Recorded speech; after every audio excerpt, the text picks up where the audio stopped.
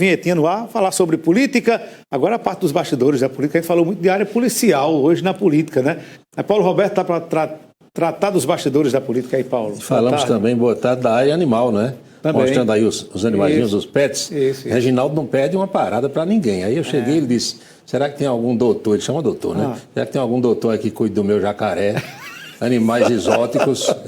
Criador de animais exóticos lá na zona rural de Queimadas. É verdade. Pois é, Reginaldo, não tem jeito. Meus amigos, o Brasil achou de entrar nessa história da eleição da Venezuela. Tudo que é especialista pelo mundo afora diz que o Brasil deveria ter ficado na dele, quietinho, não ter ido. Como o TSE fez quando viu o que estava sendo armado por Nicolás Maduro, disse, não vai mais ninguém representando o Tribunal Superior Eleitoral brasileiro. Mas Lula insistiu em mandar e está nessa... aquilo que a gente ouvia lá quando era criancinha, aquele humorista Coronel Ludogero, lembra? Sim, você entrou numa carrumbamba. Então o Brasil entrou numa carrumbamba. Tanto que Daniel Ortega, que era um guerrilheiro sandinista, tomou o poder na Nicarágua de Anastácio Somoza, lá na década de 70, anos 80, e que era amigo de Lula, rompeu completamente relações com o presidente brasileiro e deitou falações sobre o Brasil. Nós temos um trecho aqui dizendo que Lula tem uma atitude vergonhosa em relação à Venezuela. Vamos acompanhar. Não temos a potência de Brasil, nem a economia de Brasil, nem coisas por estilo, pero temos algo que vale mais que todo isso: dignidade, defensa a nuestra soberanía. Y la forma en que te ha comportado Lula ante la victoria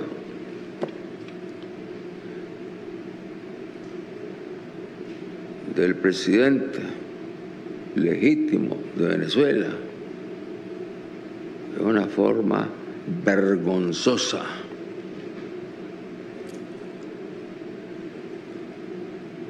Vergonzosa, repitiendo las consignas de los yanquis,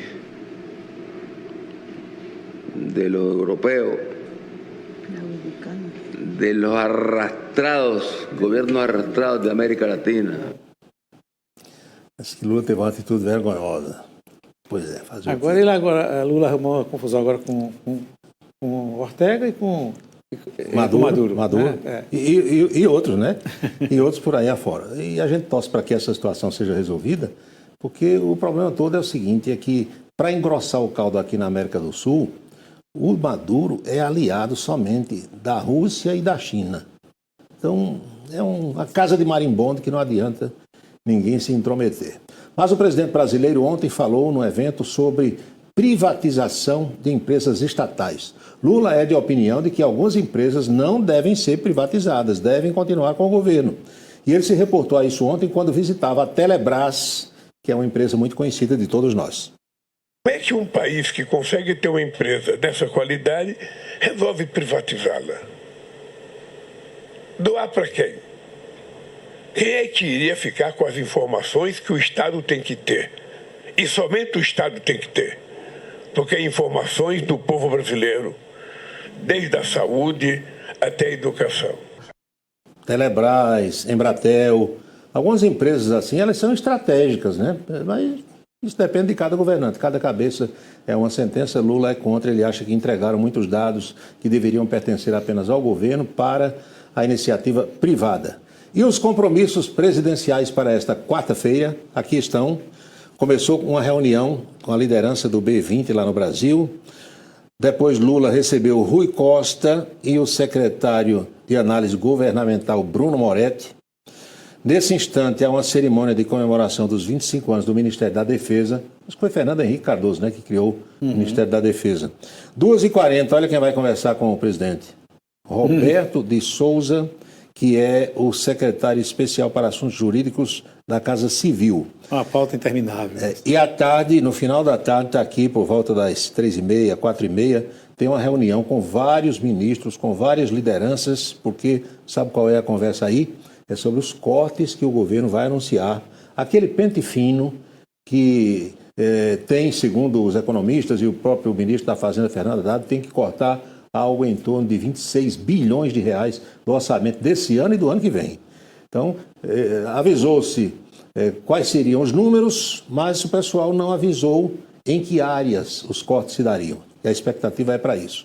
Deve acontecer no final da tarde de hoje, ou não, né? Porque o se reúne, às vezes anuncia, às vezes não. E tem o prazo que está correndo do Supremo Tribunal Federal para que os poderes executivo e legislativo se entendam em relação à história das emendas. Flávio Dino deu 10 dias e está aguardando aí Aliás, o ministro Flávio Dino está virando, segundo os colegas lá de Brasília, o Careca 2, o Alexandre de Moraes 2. Porque além de ter dado 10 dias de prazo para resolver as questões das emendas, Dino ontem deu 15 dias para resolver as broncas do fogo pelo Brasil. Foi, e mandou o governo resolver.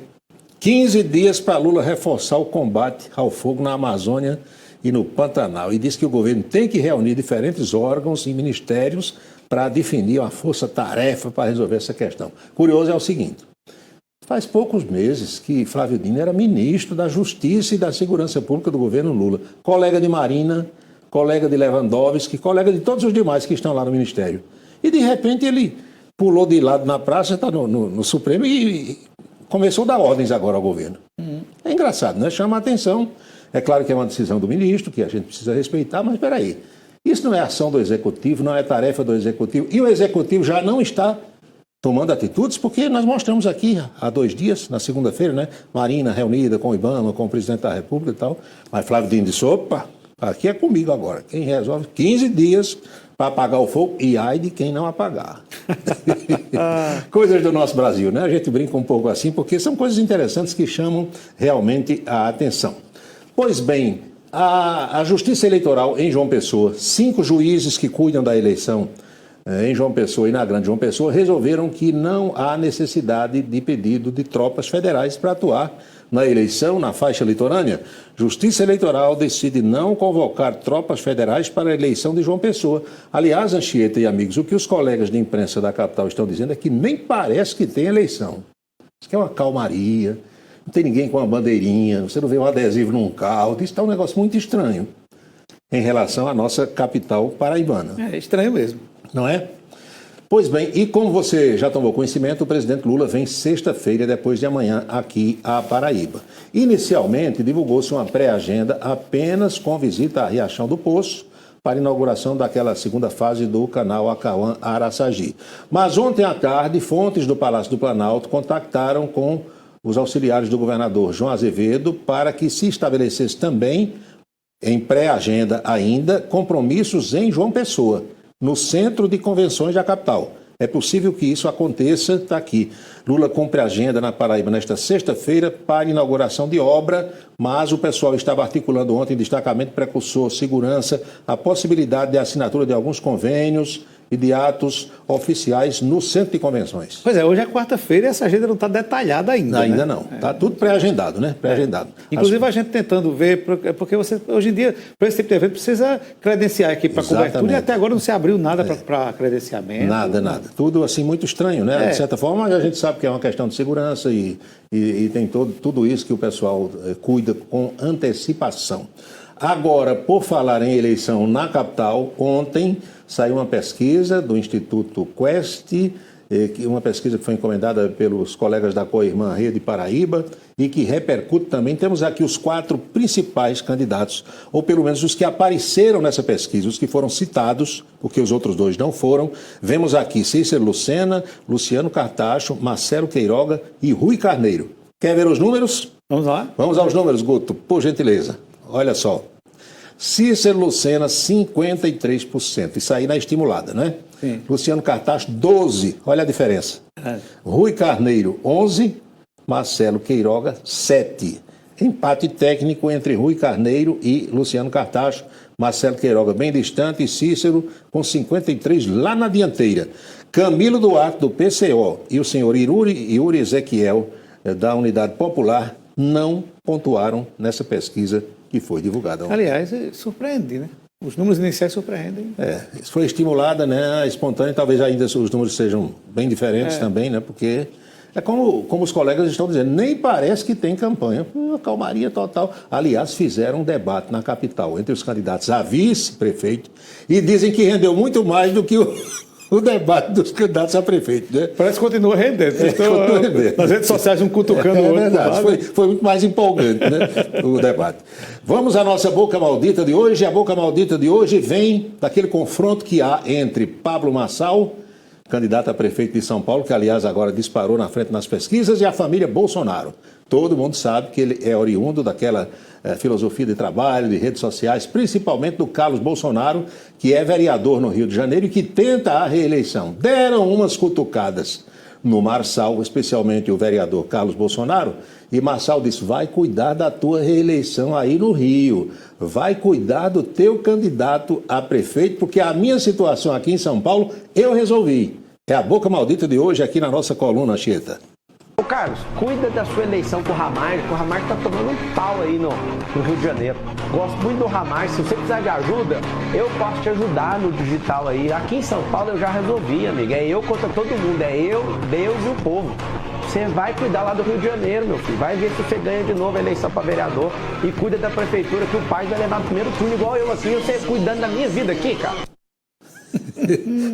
Eu vou ganhar aqui no primeiro turno e Eduardo Paes vai ganhar aí no primeiro turno. Cuida do Ramagem. Ramagem é o candidato do Bolsonaro, o Alexandre Ramagem, que é deputado federal.